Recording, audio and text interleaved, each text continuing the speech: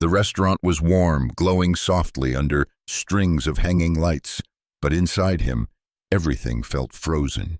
Daniel sat at the corner table, nervously straightening his sleeves for the fifth time. His fingers trembled as he glanced at the empty chair in front of him, wondering if he was making a mistake.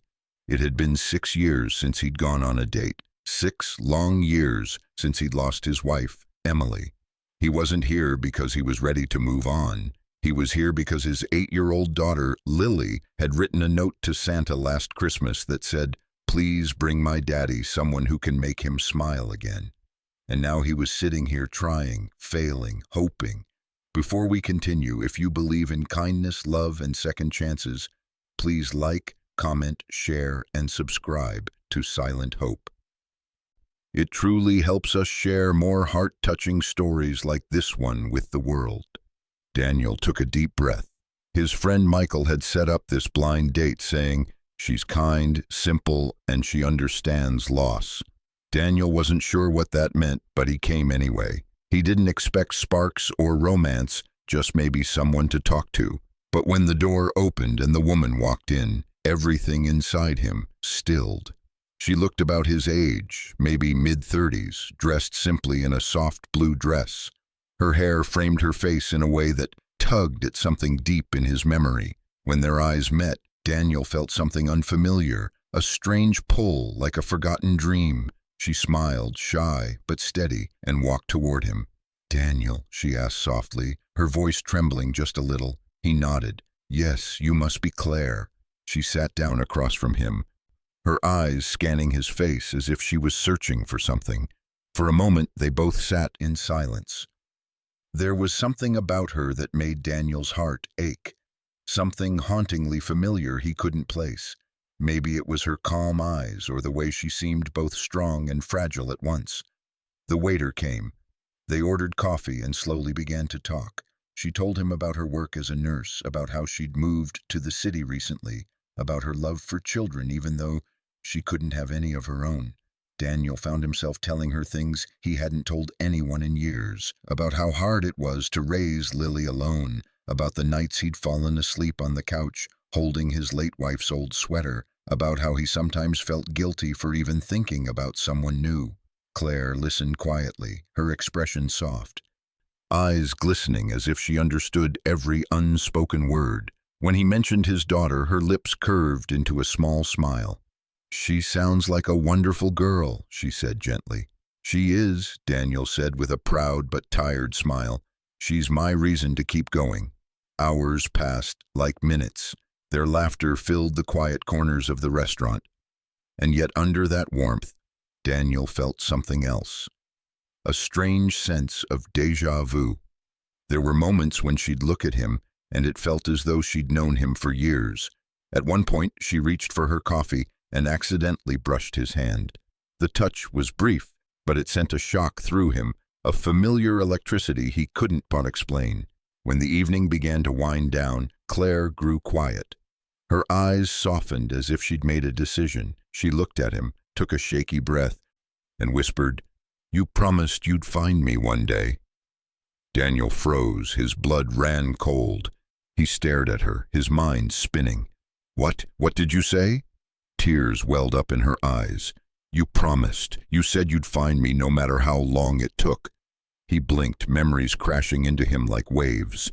Distant, buried memories from a time before Emily, before everything. When Daniel was a young man in his early 20s, before he met his late wife, he'd volunteered at a rehabilitation center for orphans and trauma survivors. There had been a girl there, a quiet, frightened 15-year-old named Claire. She'd been rescued from an abusive home, struggling to trust anyone. For months, Daniel had read her stories, brought her art supplies, and promised her that life could be kind again. On the day he left for college, she'd hugged him tightly and whispered, "Don't forget me."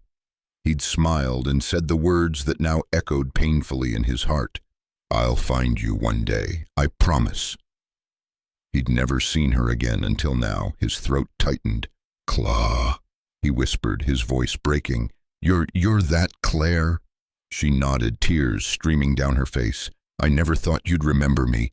For a long moment, neither of them spoke. The weight of time hung heavy in the air. Daniel's mind raced. Years of life, love, loss, all colliding into this single impossible moment. He'd gone on this date thinking he might meet a stranger. Instead, he'd found a piece of his past he didn't even realize was still missing. Claire wiped her tears and smiled faintly. When I saw your name, I thought it couldn't be you. But then I saw you sitting here looking just like the man who once told me I'd be okay, and I knew. Daniel's chest ached.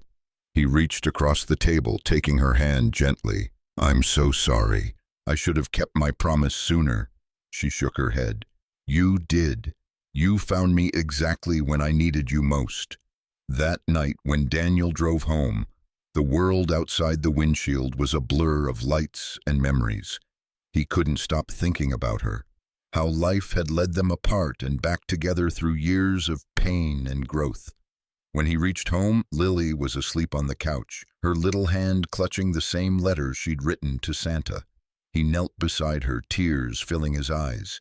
Maybe this was Santa's answer. Maybe this was fate's quiet way of saying it wasn't over yet. In the following weeks, Daniel and Claire began to meet often, not as a couple at first, but as two broken souls relearning how to smile. He introduced her to Lily, who instantly loved her. There was something about Claire's kindness that made the house feel warm again, the kind of warmth Daniel hadn't felt in years. Claire would read bedtime stories to Lily, just like Daniel used to do. And sometimes Daniel would watch them from the hallway, his heart both full and trembling. One evening, as they sat by the lake near Daniel's home, Claire told him about her life after the center, how she'd fought her way through loneliness, studied nursing to help others heal because someone once helped her. She said she'd always remembered his kindness, not because he saved her, but because he believed in her when no one else did. Daniel listened, realizing how much strength she carried in her quiet heart. And for the first time since Emily's death, he felt something shift inside him, not to replace the love he'd lost, but to grow beside it. A new beginning born from shared pain. Still, guilt followed him like a shadow. One night, after putting Lily to bed, he sat in the kitchen with his late wife's photo. "Emily," he whispered, his voice trembling. "I don't know if I deserve this, but she's good. She makes Lily laugh again." And somehow in that silence he felt peace, as if Emily was smiling from somewhere far away, whispering, "It's okay." Months passed, and the small connections became something deeper. They spent Sundays making pancakes, evenings walking hand in hand, while Lily ran ahead, laughter echoing through the park. Daniel found himself living again, not because he'd forgotten the past, but because he'd finally learned to carry it gently. One spring morning, Claire found an old photo tucked in one of Daniel's books. It was the picture of her as a teenager, taken the last day they'd met at the center. On the back, in Daniel's youthful handwriting, were the words, "One day I'll find you. Keep believing." Tears blurred her eyes. She showed it to him, smiling through the ache. "You really did find me." Daniel smiled softly, cupping her face. "I think we both found each other that evening." As the sun set behind them, Lily ran up with a handful of wild flowers and said innocently, "Daddy, are you going to marry Miss Claire?" Daniel froze again, but this time it wasn't from shock. It was from a quiet, overwhelming gratitude. He looked at Claire, who was smiling, eyes full of the same light that once guided her through darkness. And in that moment, Daniel realized that promises, no matter how long forgotten, have a way of finding their way home. They didn't rush things. Love grew slowly, tenderly, built on friendship, memories, and trust. But when Daniel finally proposed, it wasn't in grand gestures or fancy words.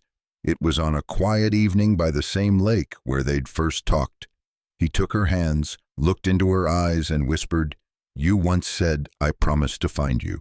I think I'm ready to keep that promise completely now." She nodded, tears glistening.